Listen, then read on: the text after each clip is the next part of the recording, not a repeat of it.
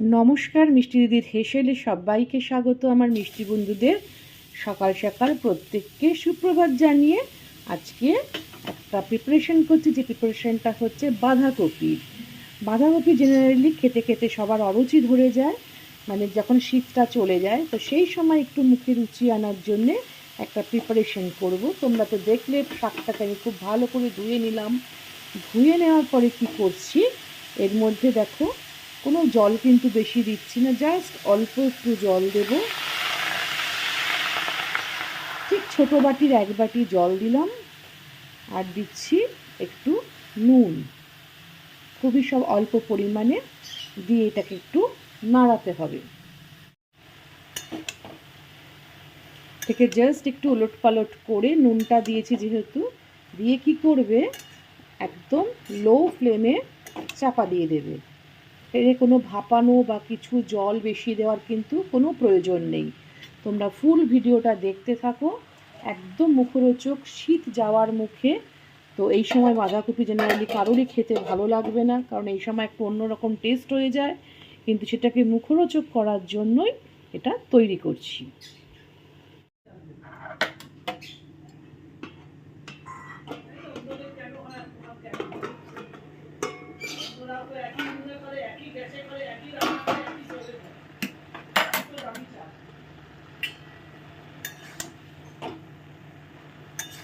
আমার কিন্তু অলমোস্ট দেখো কপিটা কিন্তু ভাপানো হয়ে গেছে, দেখতেই পেয়েছো যে অল্প একটু জল দিয়েছিলাম। এইবারে করণীয়টা হচ্ছে, এবার যে অল্প একটু জল রয়েছে সেটাকে তো শোকাতে হবে।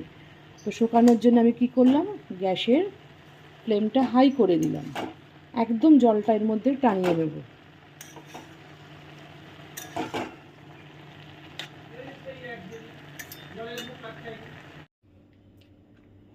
দেখো ভালো করে এটাকে বয়েল করে কি করেছি, দেখো আমি কিন্তু এটাকে কি করব, ভালো করে যদি 1 ফোঁটাও জল থাকে তার জন্য আমি এটাকে কাত করে রেখেছি। কাত করে রেখে কি করছি, এবার মিক্সিতে এটাকে সামান্য পেস্ট করব, সামান্য, মানে যেন একদম গলে না যায়। মিক্সিতে আমি ওইভাবে করে তারপরে আমি তোমাদের কাছে ফিরে আসছি।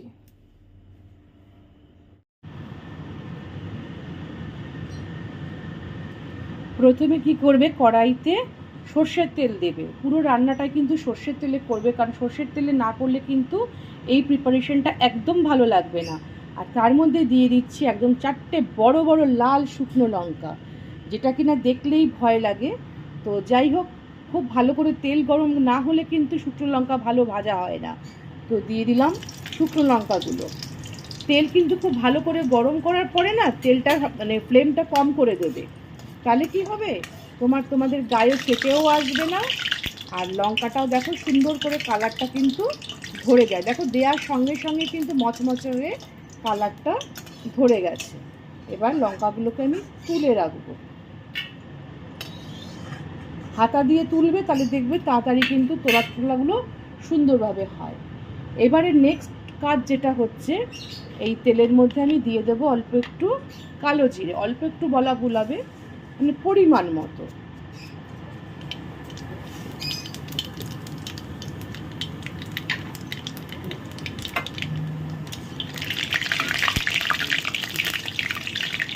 তেলে যখন শুকনো লঙ্কা দেবে তখন দেখবে একটা খুব সুন্দর স্মেল আসে। আর তারপরে যদি তার মধ্যে তোমরা যদি কালো জিরে দাও, তাহলে তো আর কথাই নেই। তো যাই হোক, এবার এই তেলের মধ্যে দিয়ে দিচ্ছি কুচনো পেঁয়াজ। পেঁয়াজগুলো কিন্তু আমি একটু লম্বা লম্বা করে কাটিনি, দেখো একটু বেটে বেটে করে চপ করে রেখেছি। অসময়ের বাঁধাকপি যখন খাচ্ছ সেটাকে তো একটু অন্য টেস্টে বা অন্য মাত্রায় না আনলে সেটা কিন্তু খেতে ভালো লাগে না। তো দিয়ে দিলাম পেঁয়াজটা সুন্দর করে মেল্ট হবে আগে, তারপরে কি দিচ্ছি দেখো।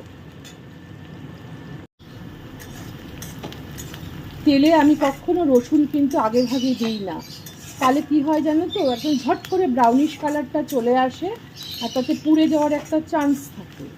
এরকম ভাজতে ভাজতে পেঁয়াজটা যখন দেখবে প্রায় অনেকটা হয়ে এসছে, তখন আমি এই রসুনটা একটু বেশি মাত্রায় লাগবে, কারণ যে প্রিপারেশনটা করছি সেটা কিন্তু রসুনের প্রয়োজন আছে। তো সেই জন্যে দিয়ে দিলাম রসুন, আর সুন্দরভাবে নরম হয়ে যাওয়ার জন্য দিয়ে দিচ্ছি একটু নুন।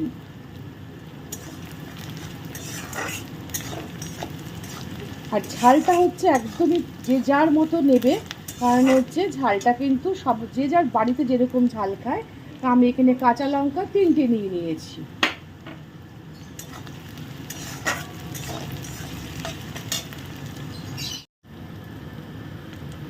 দিয়ে দিচ্ছি সামান্য একটু হলুদ, আর দেবো একটা টমেটো নিয়েছি, সেই টমেটোটা দিয়ে দিলাম।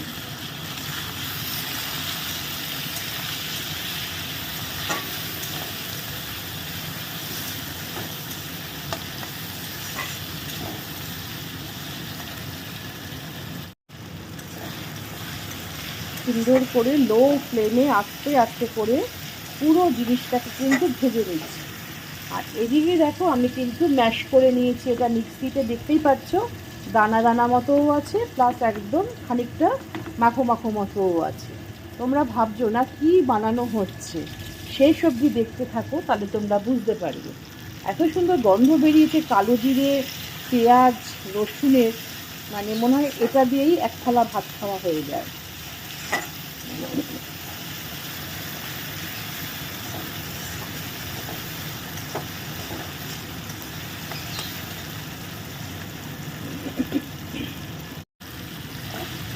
খুব সুন্দর করে কিন্তু আমি ভাজা করে নিয়েছি এটাকে, মশলাটাকে। এইবার এর মধ্যে দিয়ে দিচ্ছি বাঁধাকপিটা। বাঁধাকপিটা দেওয়ার পরে ফ্লেমটা একটু বাড়িয়ে দেবে, কারণ এটাকে তো ভাজা ভাজা করতে হবে, সেই জন্য।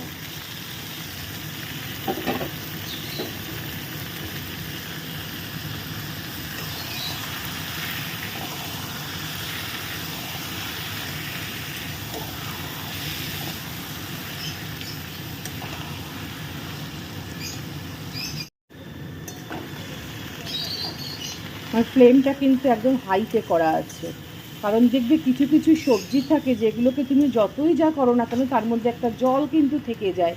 যেমন মিষ্টি কুমড়ো আমি প্রচুর টানিয়ে টুনিয়ে ভেজেছি, কিন্তু দেখি ঠিক ও গা দিয়ে একটা জল বেরিয়েছে। ঠিক তেমনি বাঁধাকপিও যতই তুমি এটাকে ড্রাই করো না কেন, কিন্তু একটা জল জলে ভাব থাকে। তো সেই জন্য একদম ফ্লেমটা আমি হাই করে দিয়ে জিনিসটাকে এখন কিন্তু খুব ভালো করে টানাতে হবে। আর যে জিনিসটা না দিলে কিন্তু খাবারটা একটু অসম্পূর্ণ থেকে যাবে। তো দিয়ে দিচ্ছি অল্প একটু চিনি, কারণ এই খাবারটা কিন্তু বেশি মিষ্টি মিষ্টি হয় না, একটু ঝাল ঝাল হয়। অনবরত কিন্তু নাড়তে হবে, জানো তো। দেখো কতটা আমার বাঁধাকপিটা ছিল, নাড়তে নাড়তে নাড়তে নাড়তে কিন্তু একটা মণ্ড মতো হয়ে গেছে, একদম কড়াই থেকে কিন্তু ছেড়ে এসছে, পুরো মণ্ড হয়ে যাবে জিনিসটা। এই মতো অবস্থায় দেখো কী দিয়ে দিচ্ছি, জিনিসটা না দিলেই নয়, সেটাকে দিতেই হবে। সেটা হচ্ছে ধনে পাতা বা কোরিয়েন্ডার লিফ, কোরিয়েন্ডার লিফ এটা। ওকে, দিয়ে আবারও ভালো করে নাড়তে থাকো। তোমরা কিন্তু চেক করে নেবে যে নুন ঝাল মিষ্টি প্রপোর্শন সব ঠিক আছে কিনা।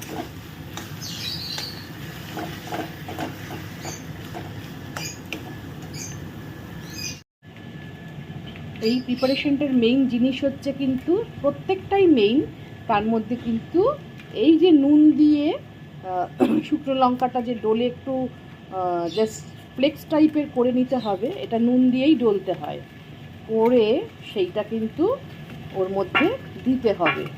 এর যে অনবদ্য একটা স্বাদ আসবে সেটা কিন্তু দারুণ দারুণ লাগে। এটা কিন্তু শেষের দিকে দিতে হবে।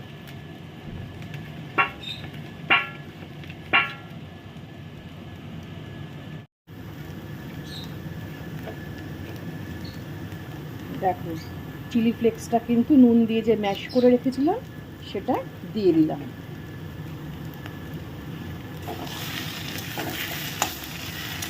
এটা না দিলে কিন্তু পুরো এই প্রিপারেশনটা অসম্পূর্ণ থেকে যায়। পুরো দেখতে পাচ্ছ মন্ড হয়ে গেছে পুরো।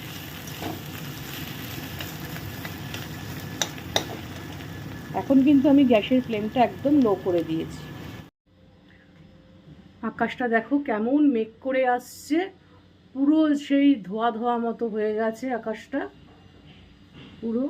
আর এদিকে আমার কিন্তু রান্নাটাও কমপ্লিট হয়ে গেছে। দেখো কেমন লাগছে দেখতে বলো প্রিপারেশনটা। এটা বেসিক্যালি এখন তোমাদেরকে নামটা আমি বলছি, এটা হচ্ছে বাঁধাকপির ভর্তা।